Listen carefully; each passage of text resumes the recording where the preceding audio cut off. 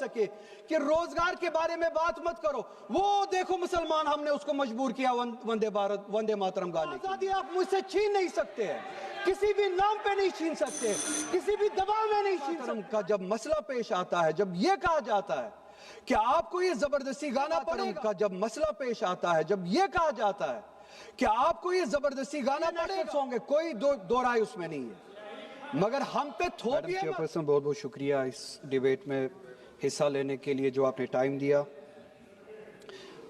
National song Vande Mataram पे discussion हो रहा है सुबह से, और मैं ये समझता हूँ कि इस मुल्क में इस नेशनल सॉन्ग के साथ किसी का ना एतराज़ है, ना कोई दो राय है।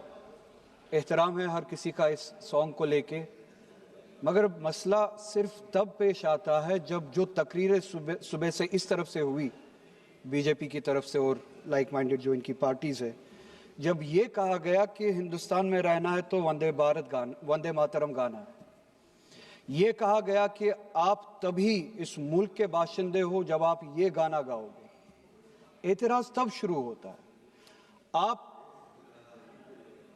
वंदे मातरम को नेशनल सॉन्ग मानते हैं, हम सब मानते हैं, आप गाते हैं, हम नहीं गा सकते हैं। इसकी एक वजह है, और उस वजह की आज़ादी हमें इस मुल्क के आईन ने ही दी है। कभी कभार कुछ मामलों में दो चीज़ों के दरमियान क्लैश होता है, एक नेशनल कॉन्सेप्ट और आपकी रिलीजियस फेथ, और ये यूनिवर्सल है, इटर्नल फैक्ट है, चाहे किसी भी मजहब से कोई भी वाबस्ता हो, मुसलमान हो, हिंदू हो, सिख हो, वो इटर्नल आइडेंटिटी अपने मजहबी अकीदों को मानता है, वो प्रायोरिटी अपने मजहबी अकीदों को देता है। मैं एक छोटी सी एग्जांपल दूंगा। इस मुल्क में सिटीजनशिप छोड़ने की तादाद लाखों में है पिछले कुछ सालों से, उसमें मेजॉरिटी हिंदू धर्म से वाबस्ता लोग हैं जिन्होंने दूसरे मुल्कों में सिटीजनशिप ली और इस मुल्क की सिटीजनशिप को वॉलंटियरली छोड़ा। मगर जब उन्होंने अपनी इस टेम्परेरी आइडेंटिटी को तब्दील किया, नेशनैलिटी को तब्दील किया, क्या उन्होंने अपनी रिलीजियस आइडेंटिटी को तब्दील किया?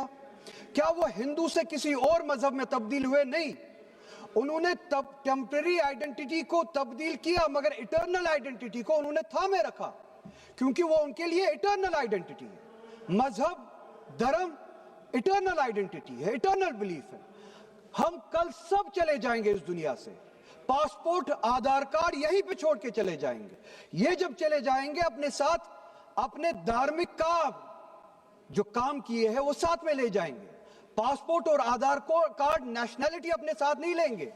जब मैं इस दुनिया से चला जाऊंगा, पासपोर्ट, आधार कार्ड, ये टेम्परेरी आइडेंटिटी यहीं पे रह जाएगी। मेरी इटर्नल आइडेंटिटी, मेरी मजहबी आइडेंटिटी, मेरे मजहब के अकायद मेरे साथ चलेंगे, जिस तरह इनके साथ चले जाएंगे, वो इटर्नल आइडेंटिटी है।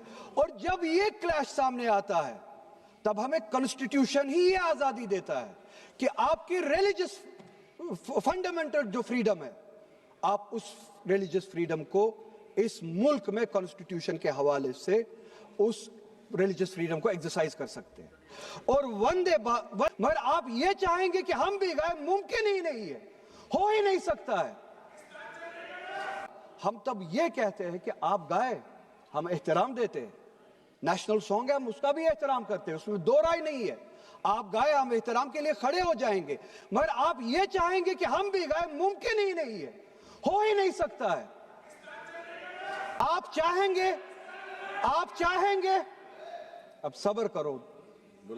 सुबह से इतने लोग बोलते आ रहे हैं प्लीज चेयर को एड्रेस करें आप, तो जवाब सुनने का भी मादा रखा करो।